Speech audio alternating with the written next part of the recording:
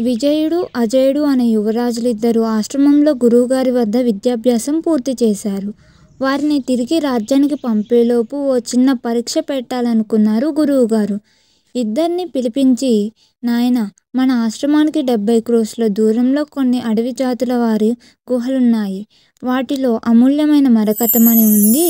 దాన్ని ఎవరు తొందరగా తీసుకొస్తారో వారే ఈ పరీక్షలో విజేత అని చెప్పారు.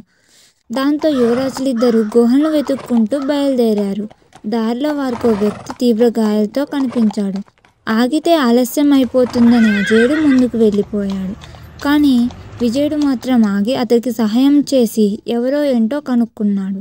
కాస్త స్థిమితపడి ఆ వ్యక్తి వెళ్ళిపోయాక విజయుడు మళ్ళీ బయలుదేరాడు. కొంత దూరం వెళ్ళాక అతడికి అజయుడు అడవి తెగల చేతిలో బందీగా కనిపించాడు. వెంటనే విజయుడు వారితో స్నేహంగా మాట్లాడి అజయుడిని విడిపించాడు. అంతేకాదు, వారు విజయుడిని గుహల వద్దకు తీసుకెళ్ళి మరకతమణి కూడా విప్పించారు.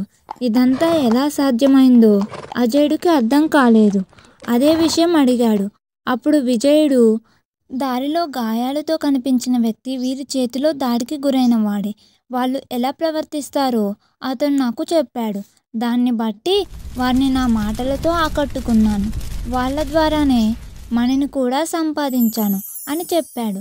పక్కవారికి సాయం చేస్తే అది మనకు మంచేనన్న విషయం అప్పుడు అజయుడికి అర్థమైంది.